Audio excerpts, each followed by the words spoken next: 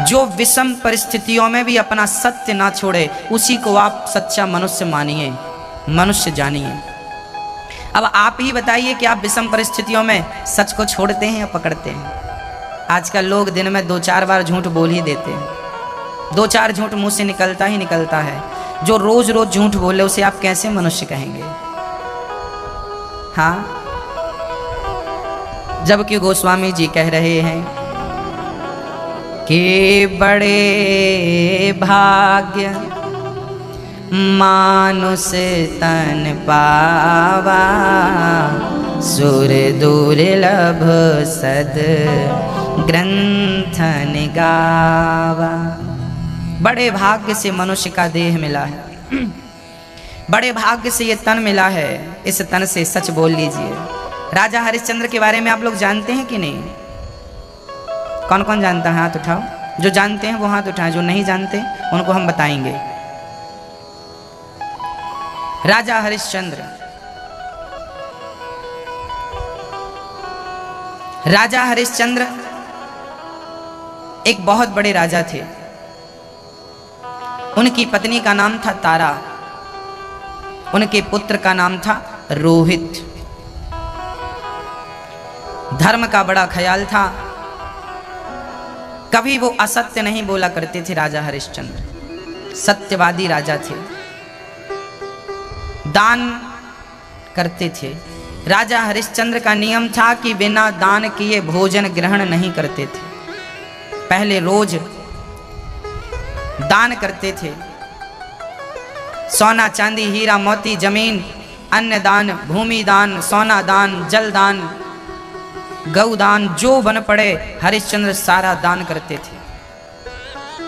देवराज इंद्र भी उनके पास आते थे उनसे मदद मांगने के लिए, इतने धर्मात्मा राजा थे। अच्छा, जब आप धर्मात्मा होते हैं ना तो आपके घर में लक्ष्मी नाचती हैं, फिर जीवन में कोई कमी नहीं आती। जो सत्य के मार्ग में चलता है ना उसके जीवन में कभी धन का, लक्ष्मी का अभाव नहीं होता। बस धर्म के प्रति भाव बना रहे बस। हरिश्चंद्र भी प्रेम पूर्वक धर्म का पालन करते थे। एक दिन की बात है, राजा हरिश्चंद्र ने एक स्वप्न देखा। उस स्वप्न में उन्होंने अपना पूरा राज्य किसी ब्राह्मण को दान कर दिया, ऐसा उन्होंने स्वप्न देखा। सब कुछ दे दिया।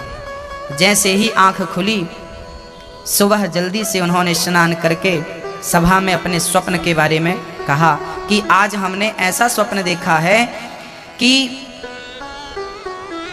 सारा राज्य हमने दान कर दिया। स्वप्न में ही सही, लगता है हमें दान कर देना चाहिए, पर किसे कोई मांगे तो दान करें। तभी विश्वामित्र जी आ गए। विश्वामित्र जी के चरण धोकर हरिश्चंद्र ने भोजन कराया और कहा, महाराज आज मैंने स्वप्न में पूरा राज्य दान किया है, आज मैं अपना पूरा राज्य आपके श्री चरणों में समर्पित कर रहा हूं, क्या आप स्वीकार करेंगे?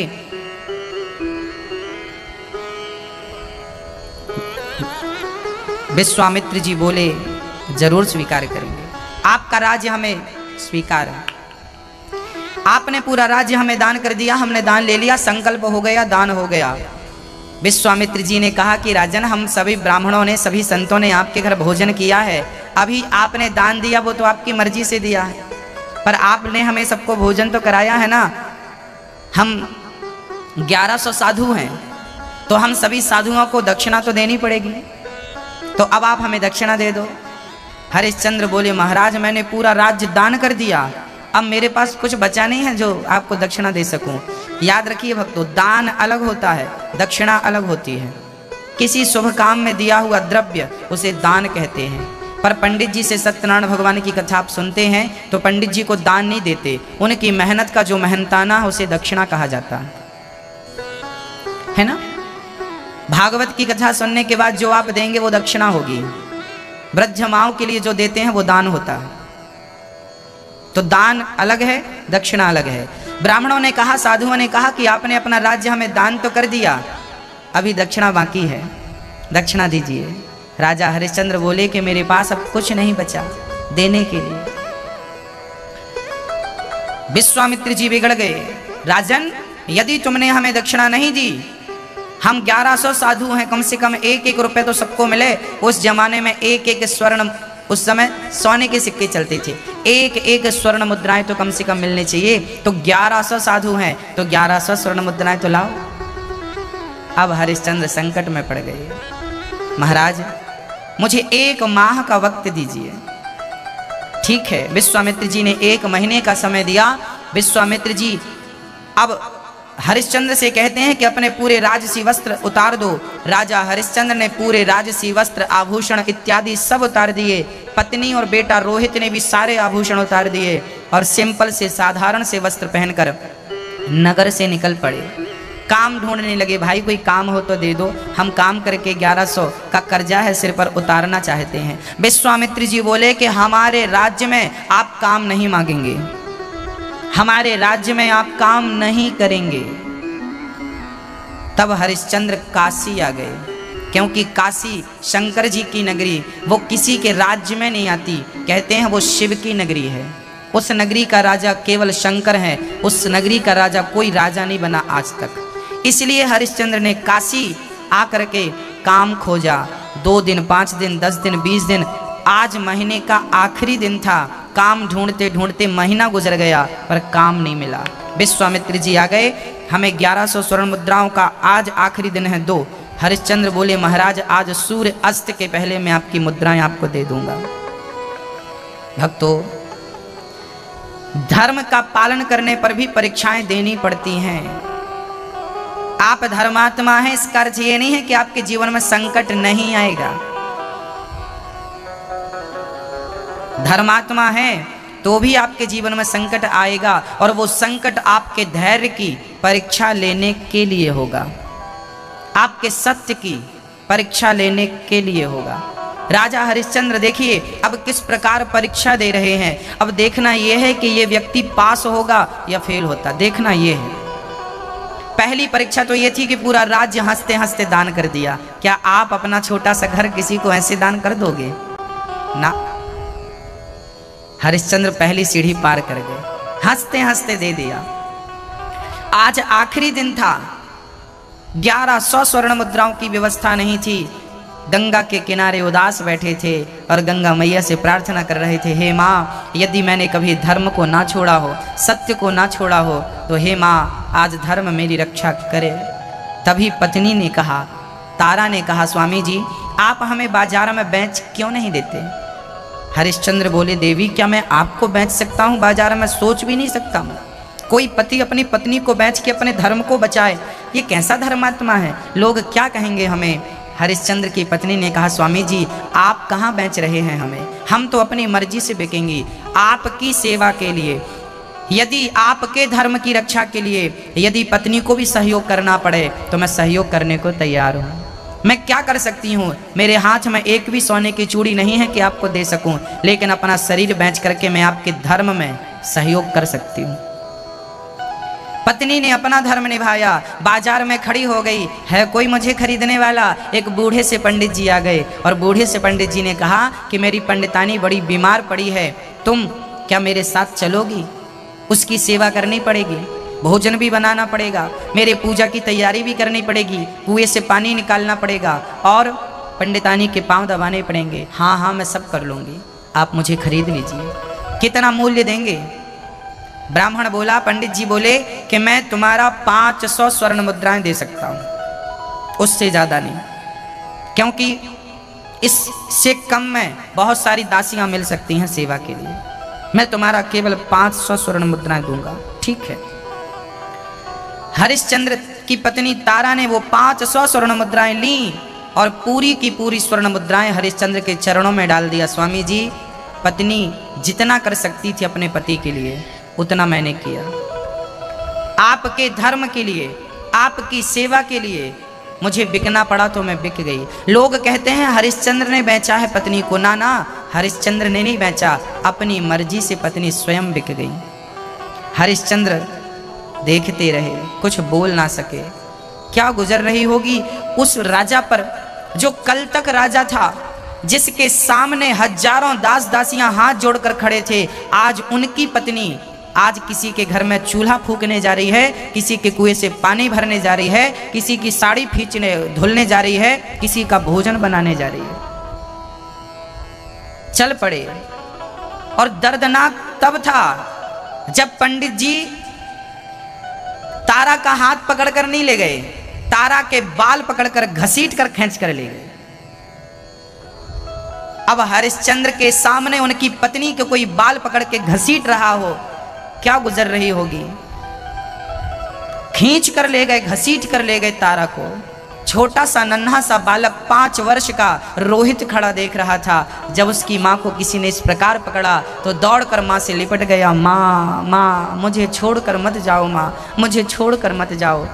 पंडित जी बोले, ये बालक किसका है? महाराज मुझे अभागिन का बेटा है, तो इसे हटाओ। हरिश्चंद्र ने आकर पकड़ लिया।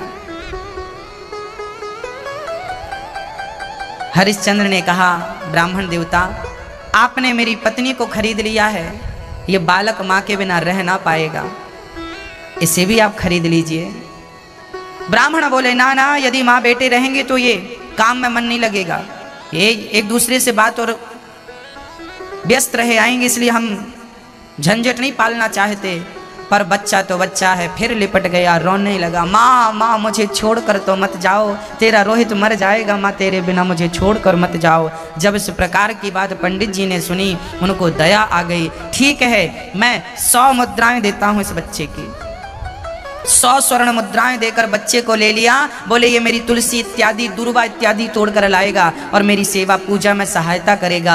अब दोनों को लेकर पंडित जी चले गए। भरे बाजार में हरिश्चंद्र खड़े हो गए, कोई मुझे खरीदने वाला है। तभी एक चांडाल जो शमशान में पहरा दिया करते थे, शमशान में पहरा देने वाला डॉम आया और हरिश्चंद्र से कहा कि मुझे कोई खरीद लो। तब डॉम आ गया, चांडाल आ गया, मैं तुम्हें खरीदता हूं, कितना दोगे? बोले, 500 स्वर्ण मुद्राएं दूंगा।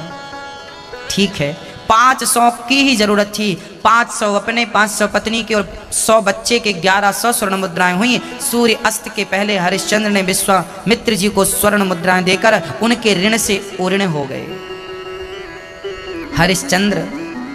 हरिश्चंद्र बाजार से अब शमशान की ओर जा रहे हैं और वहां पर हरिश्चंद्र ने देखा कि मुर्दे जल रहे हैं, लोग रो रहे हैं, लोग चीख रहे हैं। भाई शमशान में क्या होता है, लोग रोते हैं, मुर्दे जल रहे हैं, और वो भी काशी का शमशान जहां हजारों मुर्दे जलते हैं, चिताओं की आग बुझती ही नहीं है। वहां पर जब हरिश्चंद्र को खड़ा किया गया लाठी देकर, आंखों से आंसू आ गए। हे विधाता, तूने कहां लाकर खड़ा कर दिया? भक्तों, समय कहीं भी लाकर आपको खड़ा कर सकता है। ये समय है। जो कल तक राजा था वो आज शमशान में जो भी लोग आते हैं ना मुर्दा लेकर के, उनके ऊपर का कफन ये लेते हैं और टैक्स के रूप में जो मुर्दा आएगा उसे जलाने का टैक्स लेते थे। 1 पैसा 2 पैसा जो भी निर्धारित था वो लेना था। हरिश्चंद्र बोले अपने मालिक से जिनने खरीदा था कि हमारा भोजन, तब उन्होंने कहा कि तुम्हारा भोजन यहीं पर। जो लोग मुर्दा लेके आते हैं ना, तो मुर्दे को 2-4 दिन का भोजन तो लाते ही हैं मुर्दे के लिए, पिंडदान करती हैं, तो उन्हीं का जो बचा है वो तुम खाया करो। राजा हरिश्चंद्र 56 भोग खाने वाले, मुर्दे को जलाने के बाद जो वहां पे चावल बनता था, पिंडदान होता है ना मुर्दे के वहां पे, उसी पिंड को हरिश्चंद्र को खाना था। वहां पर जो लोग लाते थे खाने के लिए, मुर्दे के लिए, कि इनके यहाँ पर वो बचा हुआ अन्न नहीं होता था, तो वहां पर जो चावल गिर जाते थे जो भी, उसे समेट कर उसी चिता की आग में एक पात्र रख करके और वो खिचड़ी बनाकर गंगा जल डालकर खाते थे। ऐसी विषम परिस्थितियों में भी हरिश्चंद्र ने धर्म नहीं छोड़ा। धर्मो रक्षति रक्षिता। धर्म की परिभाषाएं क्या हैं? ये परिभाषाएं, ऐसा होता है धर्म।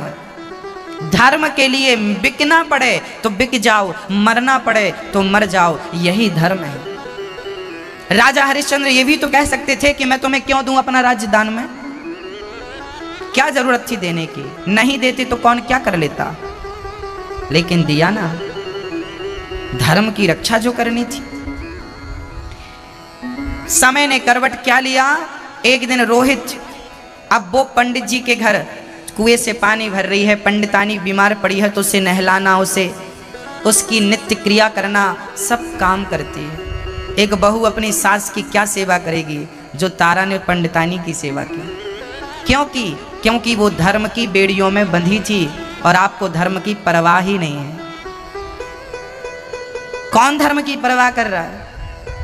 आज बेटा अपने माँ बाप की सेवा नहीं करता, दूसरों की, गैरों की तो छोड़ दीजिए, किसे पड़ी है धर्म की? समय देखिए कि एक दिन रोहित बगीचे में पुष्प तोड़ने गया था, तुलसी तोड़ने गया था, तभी एक काला सा नाग रोहित को डस लेता है। रोहित को डसा, सांप का जहर गया, बस प्राण निकलने लगे। माँ माँ करके चिल्लाने लगे रोहित। बस कहने लगे भैया कोई हो तो मेरी बात सुन रहा हो तो जाओ मेरी माँ से कह दो कि तेरे बेटे को रोहित ने डस लिया, बेटे को सांप ने डस लिया, और माँ को पता ही नहीं कि मेरे बेटे को सांप ने डस लिया। रास्ते से निकलने वाला एक मुसाफिर देखा कि कोई बालक चिल्ला रहा है, जाकर देखा, भाई क्या हुआ?